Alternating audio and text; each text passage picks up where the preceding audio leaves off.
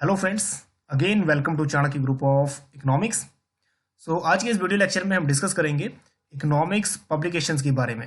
तो different different economic organisations हर साल या फिर हर 6 महीने में अपनी पब्लिकेशंस पब्लिश करती हैं और जिसमें इकोनॉमिक डाटा, ठीक है, इकोनॉमिक डाटा या फिर इकोनॉमिक सर्वे को वो पब्लिश करती हैं। तो जनरली आज हम बात करेंगे कि वर्ल्ड बैंक की पब्लिकेशंस कौन सी है, IMF की पब्लिकेशन कौन सी है और UNCTAD की पब्लिकेशन कौन सी है और RBI की और UNDP की पब्लिकेशंस, चाहे वो 6 मंथली है या फिर एनुअली है, पब्लिकेशंस कौन कौन सी हैं। तो जनरली अगर आप कोई बिजनेस न्यूज़पेपर पढ़ते हो या फिर बिजनेस स्टैंडर्ड है या फिर इकोनॉमिक टाइम है, अगर आप पढ़ते हो, ठीक है, तो उसमें आप लोग ये देखने को मिलेगा जो पब्लिकेशंस है ना, इनकी रिपोर्ट वहाँ पे आपको डेफिनेटली डायरेक्टली वे में मिलेगी, ठीक है, सोर्स भी नीचे दिया होगा, ठीक है, इस पब्लिकेशन, तो वहाँ से तो हेल्पफुल मिलेगा ही मिलेगा, या फिर कोई बिजनेस पेज है वहाँ से भी हेल्पफुल मिलेगा।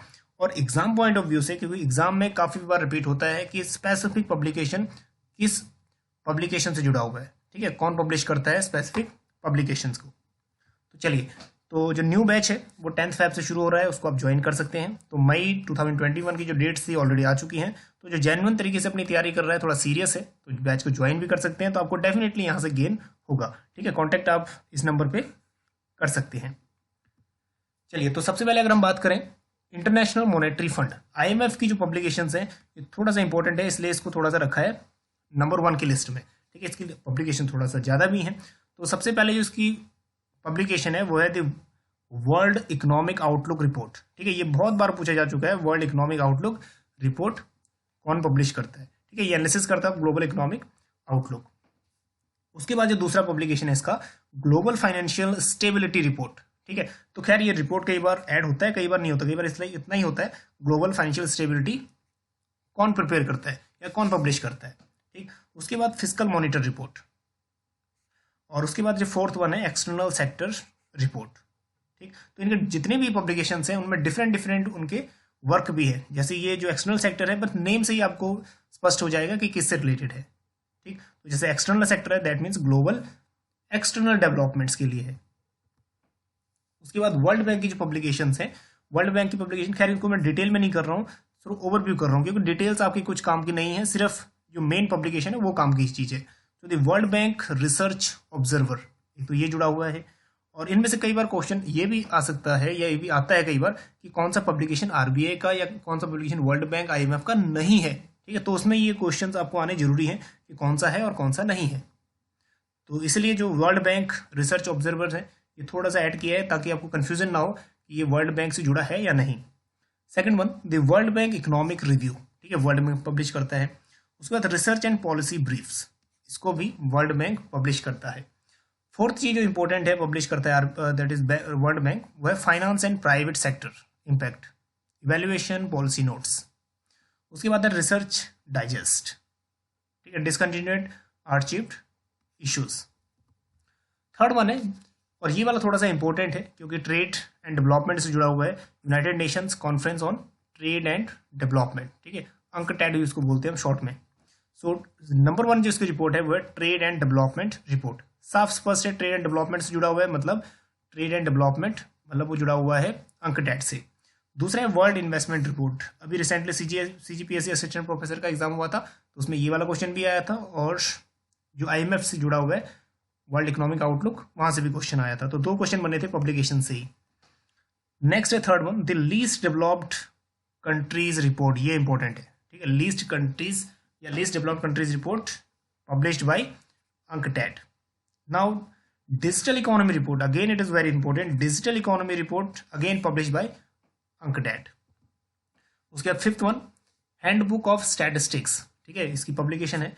नेक्स्ट पब्लिकेशन है six, technology and innovation report, और ये रिपोर्ट कई बार ऐड होता है, कई बार ऐड नहीं होता, ठीक है, लिखा हुआ इतना भी हो सकता है, technology and innovation publication published by.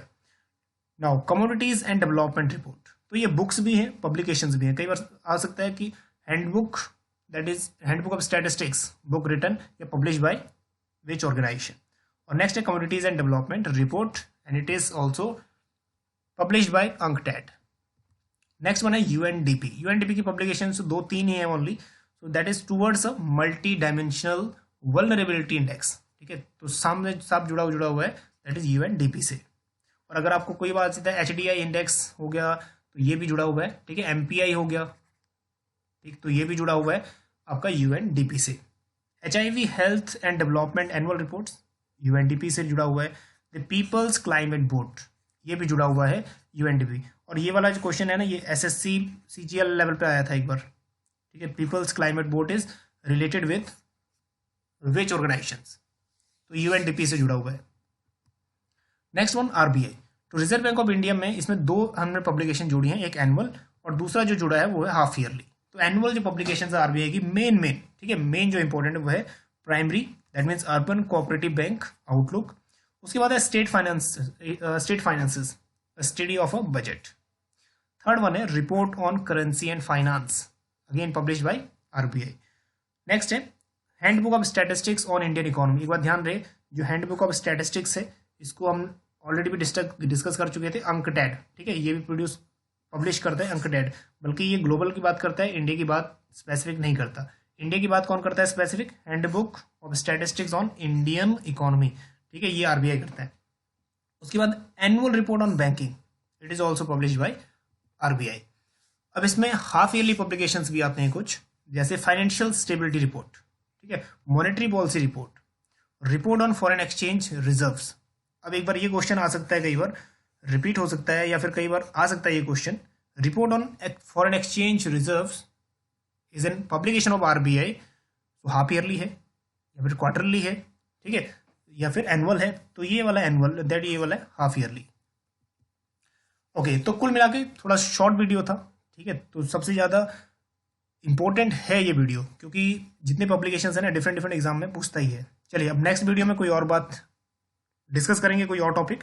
तब तक बने रहिए चाणक्य ग्रुप ऑफ इकोनॉमिक्स के साथ। मिलते हैं आपको नेक्स्ट वीडियो में। Thank you.